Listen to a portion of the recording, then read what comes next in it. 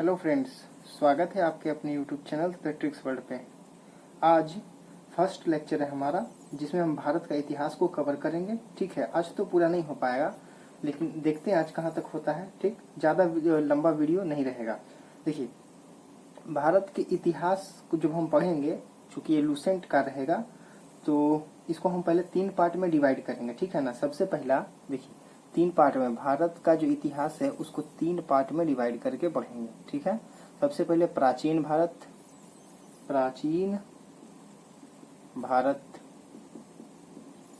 फिर मध्यकालीन भारत,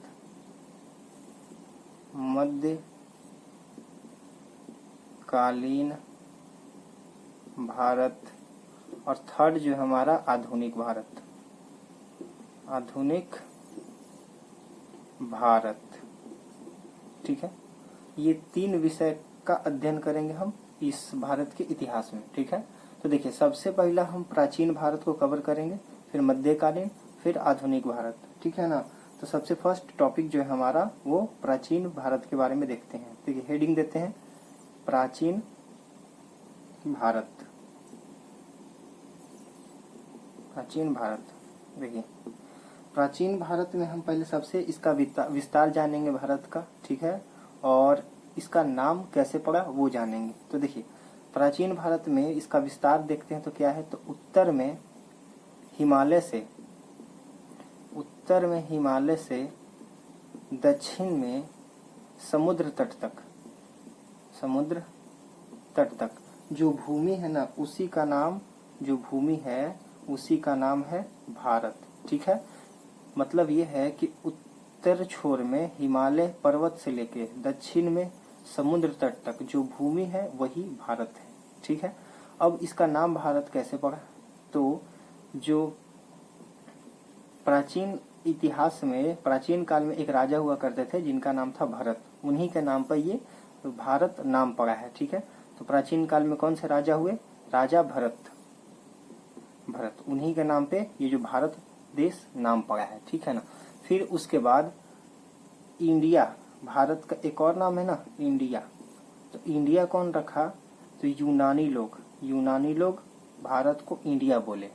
ठीक है ना, इनको ग्रीक भी बोलेंगे, ग्रीक। और भारत का एक और नाम है हिंदुस्तान।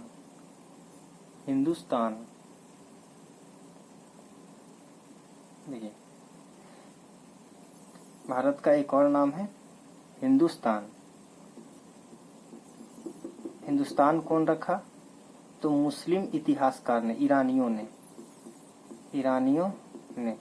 बेसिकली ये पता है हिंदुस्तान नाम कैसे पड़ा, वो सिंधु नदी से जोड़ के इसको बोलते थे। सिंधु नदी से इसका नाम जुड़ा हुआ है। जैसे वो सिंधु नदी को जो स होता है ना, स को स ना बोल के वो ह बोला करते थे, तो सिंधु से ही हिंदू पड़ा और हिंदुस्तान हो गया इसका नाम। ठीक है, चलिए अब आगे देखते हैं। इतना तो कवर हो गया। अब भारत के इतिहास जानने से पहले इसके स्रोत के बारे में जानेंगे, है ना, तभी तो इसके इतिहास को हम जान पाएंगे। तो सबसे पहले इसका स्रोत जानेंगे। तो देखिए, भारत के इतिहास जानने के स्रोत कौन कौन से हैं भाई। तो फर्स्ट टॉपिक जो यहाँ पर पढ़ेंगे, कवर करेंगे, वो भारत का इतिहास जानने के स्रोत कौन कौन से हैं। तो देखिए, बेसिकली हम इसमें 4 स्रोतों के बारे में पता करेंगे, है ना, और वो 4 स्रोत से ही एग्जाम का सारा डायमेंशन क्लियर हो जाएगा, जितने क्वेश्चन आने हैं वही क्लियर हो जाएगा। तो देखिए, सबसे फर्स्ट देखेंगे धर्म ग्रंथ के बारे में। पहला हमारा स्रोत है धर्म ग्रंथ। दूसरा स्रोत लेंगे ऐतिहासिक ग्रंथ को। किसको, ऐतिहासिक ग्रंथ। और तीसरा जो हो गया वो विदेशी यात्री। और चौथा पुरातत्व। ठीक है, ये 4 जो स्रोत हैं, इन्हीं से हम भारत के इतिहास को जान सकते हैं। ठीक, जैसे में धर्म ग्रंथ में कौन कौन सा आ गया, तो धर्म ग्रंथ में हमारे वेद हो गए, वेदांग, पुराण और उपनिषद। उपनिषद इसके बारे में पढ़ेंगे, ठीक है ना। वेद, वेदांग, पुराण, उपनिषद के बारे में देखेंगे। अगर एग्जाम में क्वेश्चन आए कि सबसे पुराना धर्म ग्रंथ कौन है, तो वेद सबसे प्राचीनतम धर्म ग्रंथ है हमारा वेद, ठीक है ना। और देखिए ऐतिहासिक ग्रंथ में किसके बारे में देखेंगे, तो जातक के बारे में, आगम के बारे में, ये सब पुस्तकें हैं, ठीक है। फिर अष्टाध्यायी, अष्टाध्यायी और राजतरंगिणी, ये सब अभी सिर्फ नाम जान लीजिए, पूरा का डिटेल बाद में चर्चा करेंगे, ठीक है। राजतरंगिणी,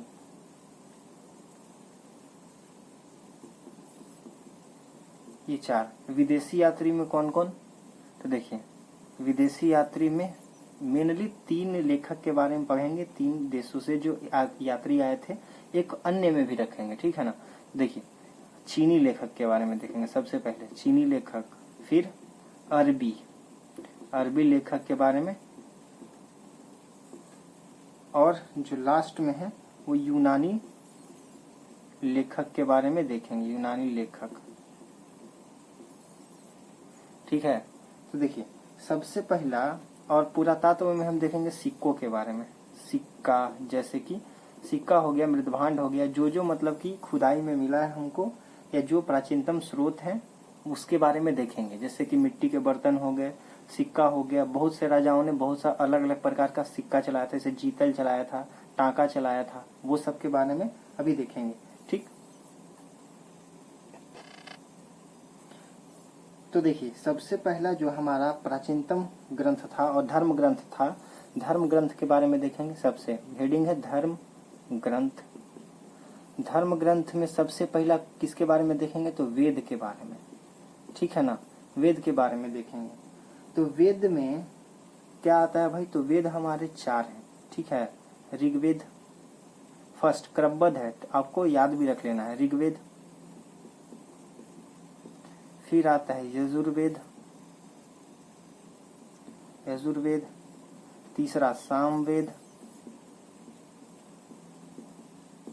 और चौथा अथर्ववेद, ठीक है। फोर्थ जो है अथर्ववेद। इन सभी का एक एक उपवेद भी होता है। देखिए ये जो वेद है वो तो 4 तरह का पढ़ लिए, ऋग्वेद, यजुर्वेद, सामवेद, अथर्ववेद, इन चारों का उपवेद भी है। जैसे कि ये लूसेंट में तो नहीं दिया गया है, लेकिन ये हम एक्सटर्नल ऐड किए हैं, कभी कभी एग्जाम में पूछ देता है। तो देखिए ऋग्वेद का जो उपवेद है ना, उसको आयुर्वेद कहते हैं, आयुर्वेद। यजुर्वेद का जो उपवेद है उसको गंधर्व वेद कहते हैं, गंधर्व वेद। और सामवेद का जो उपवेद है उसको धनुर्वेद कहते हैं, धनुर्वेद।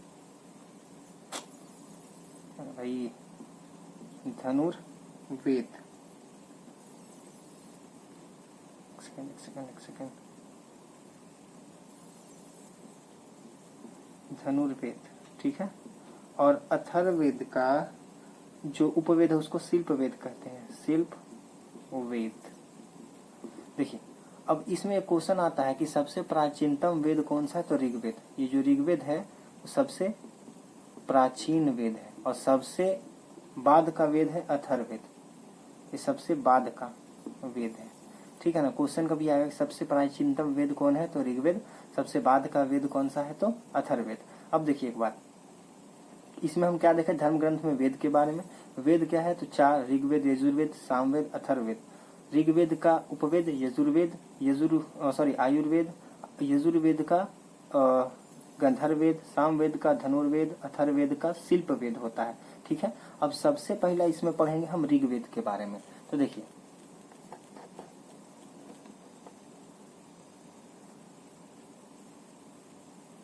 फर्स्ट वेद जो है वो हम ऋग्वेद के बारे में देखेंगे, ठीक है ना।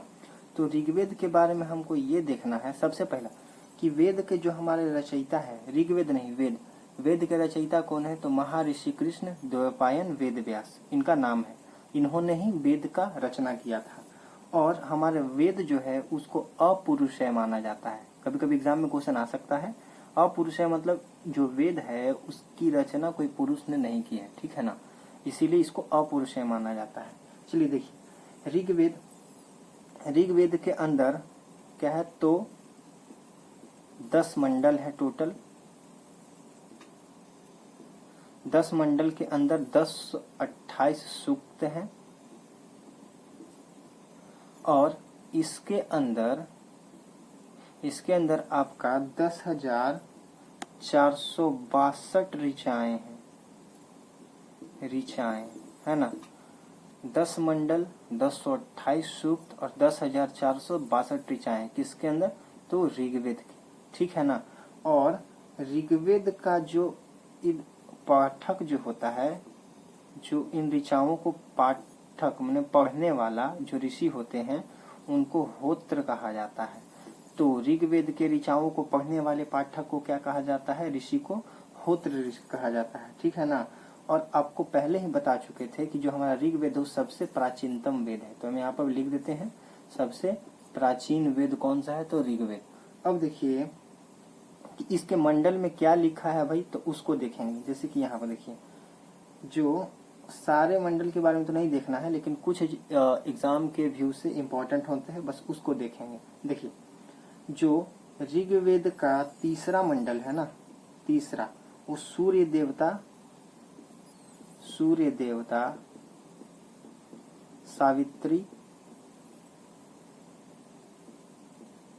सावित्री को समर्पित गायत्री मंत्र है, ठीक है। जो 9वां मंडल है, ऋग्वेद का 9वां मंडल सोम देवता के समर्पित है भाई। और ऋग्वेद का जो 8वां मंडल है वो उसमें हस्तलिखित ऋचाएं हैं। हस्त मतलब हाथ से लिखा हुआ रचनाएं हैं, हस्तलिखित ऋचाएं हैं, जिसे इन हस्तलिखित ऋचाओं को क्या कहते हैं, तो खील कहा जाता है, ठीक है ना। एग्जाम में कभी क्वेश्चन आ सकता है कि ऋग्वेद का 8वां मंडल जो है हस्तलिखित जिसमें ऋचाएं है उसको क्या कहा जाता है, तो खील कहा जाता है, ठीक। अब देखिए ऋग्वेद का जो 10वां मंडल है, 10वां मंडल जो है पुरुष सूक्त का वर्णन किया गया है इसमें। पुरुष सूक्त का मतलब ये है कि हमारा जो वर्ण है उसको 4 भागों में बांटा गया है। कौन सा, तो ब्राह्मण,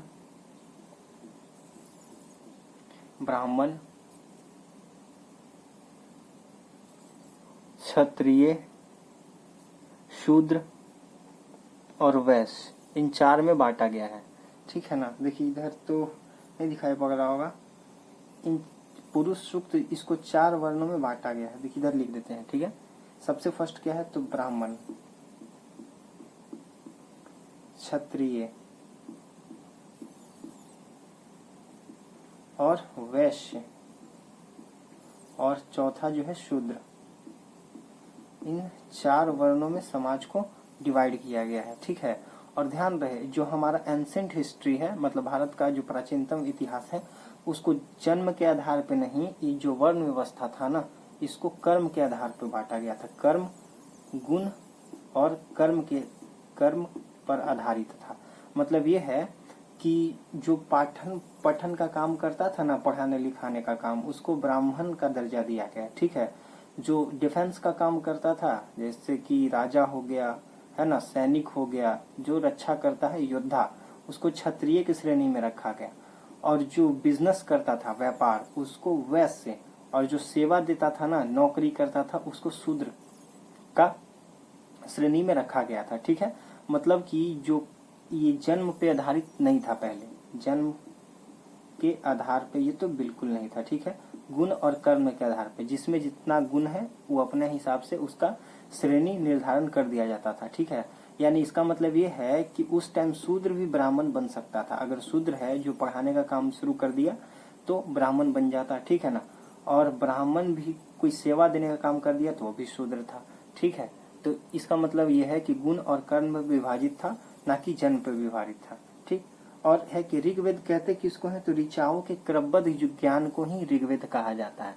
चलिए अब इसको ऋग्वेद तो यहीं तक समाप्त होता है, जितना सारा डायमेंशन था और क्वेश्चन बनने का ऋग्वेद से, वो सारा का सारा हमने क्लियर कर दिया। अब सेकंड आता है यजुर्वेद पे, ठीक है ना।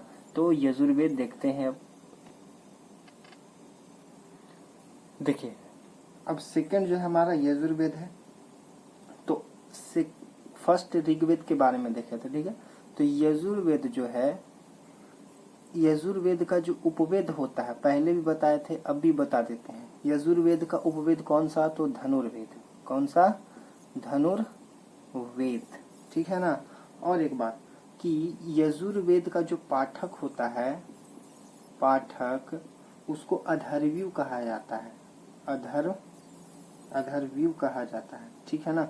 और ऋग्वेद का जो पाठक होता था उसको होत्र कहा जाता था। उसी तरह से जो यजुर्वेद का पाठक होता है उसको अधर्व्यू कहा जाता है। एक बात जो है, एक आईएएस का जो पेपर था उसमें पूछा गया था कि कौन सा वेद जो है गद्य और पद्य दोनों में लिखा गया है, तो यजुर्वेद। यही वेद जो है वो गद्य और पद्य दोनों में लिखा गया था। गद्य मतलब कि जो गाए जाने वाले मंत्र जैसा भी और पढ़े जाने वाले कहानी के जैसा भी, ये यजुर्वेद हमारा लिखा गया है। अब इसमें क्या लिखा गया है भाई यजुर्वेद में? तो देखिए, यज्ञ का नियम और विधि विधान इसी में लिखा गया है। यज्ञ का नियम और विधि विधान इस वेद में लिखा गया है। एग्जाम में क्वेश्चन आ सकता है कि यज्ञ का नियम और विधि विधान किस वेद में लिखा गया है? तो यजुर्वेद में, ठीक है। और इसमें एक बात लिखा गया है, बलिदान विधि का वर्णन भी इसी में मिलता है। बलिदान विधि का वर्णन भी मिलता है इसमें, ठीक है। अब इससे ज्यादा जो है वो यजुर्वेद से क्वेश्चन आ ही नहीं सकता है। सारा डायमेंशन जो है वो क्लियर हो चुका है। अब अगला चलते हैं सामवेद पे, ठीक है ना।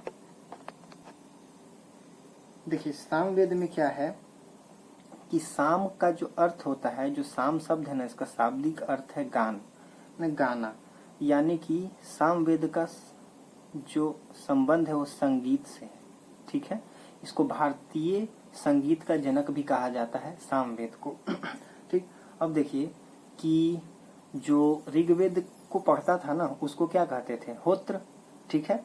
और जो यजुर्वेद का जो पाठक होता था उसको अधर्व्यू कहा जाता था। उसी तरह से जो सामवेद का पाठक होता है ना, जो सामवेद का जो पाठक होता है, पढ़ता है, उसको उदात्र कहा जाता है। उदात्र, सामवेद के पाठक को। इसके अंदर 1810 सूक्त है टोटल। 1810 सूक्त है सामवेद के अंदर। और इसका उपवेद पहले भी हम बताए थे। इसकी उपवेद कौन सा है भाई? तो गंधर्व वेद। गंधर्व वेद, ठीक है ना, इसका उपवेद है। आप स्क्रीनशॉट ले सकते हैं।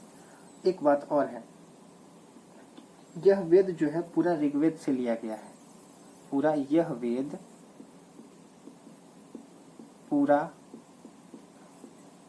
ऋग्वेद से लिया गया है। क्वेश्चन आ सकता है एग्जाम में कि कौन सा वेद है जो ऋग्वेद से लिया गया है? तो सामवेद, ठीक है। और इसमें क्या लिखा गया है? तो यज्ञ में गाए जाने वाले मंत्रों का संकलन इसमें मिलता है, ठीक है। तो यज्ञ में गाए जाने वाले मंत्रों का संकलन इसमें मिलता है। और एक बात है, इसमें इसको जो पहले ही बताए थे कि भारतीय संगीत का जनक भी कहा जाता है। इसे भारतीय संगीत का जनक भी कहा जाता है। सामवेद के बारे में बस इतना ही है। देखिए, सामवेद संगीत से रिलेटेड है भाई, ठीक है। सामवेद के पाठक को उदात्र कहते हैं। सामवेद का उपवेद गंधर्व वेद। इसमें 1810 सूक्त हैं। यह टोटल कहाँ से लिया गया है? तो ऋग्वेद से। और इसमें क्या है? तो गाए जाने वाले मंत्रों का वर्णन मिलता है, ठीक है ना। और इसको भारतीय संगीत का जनक भी कहा जाता है। चलिए, अब अगला आता है अथर्ववेद। देखिए, फोर्थ जो वेद है हमारा लास्ट है अथर्ववेद, आज इसी तक रहेगा सीमित, उससे आगे नहीं जाएगा। ठीक है, तो देखिए अथर्ववेद का जो उपवेद है इसको हम क्या बताए थे, अथर्ववेद का उपवेद है उसको शिल्पवेद कहा जाता है। शिल्पवेद, अथर्ववेद का उपवेद कौन सा है, तो शिल्पवेद। ठीक है ना, और इसमें क्या मिलता है, तो ये जो वेद है ना पूरा अंधविश्वास पे आधारित है, जैसे कि जादू टोना,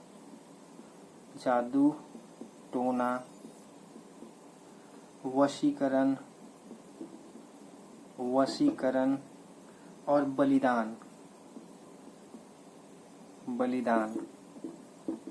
इन सब चीजों से ये अथर्ववेद है जो रिलेटेड है। यानी कि काला जादू, वशीकरण और बलिदान ये सबसे रिलेटेड है अंधविश्वास से। कभी क्वेश्चन आए कि कौन सा वेद है जो पूरा अंधविश्वास पर आधारित है, तो अथर्ववेद है। ठीक है, और इसके रचयिता जो हैं, अथर्ववेद के रचयिता अथर्वा ऋषि हैं। कौन है, अथर्वा ऋषि। अथर्ववेद के रचयिता कौन है, तो अथर्वा ऋषि। ठीक है ना, और अथर्ववेद का जो पाठक होता है उसको क्या कहा जाता है, तो ब्रह्म।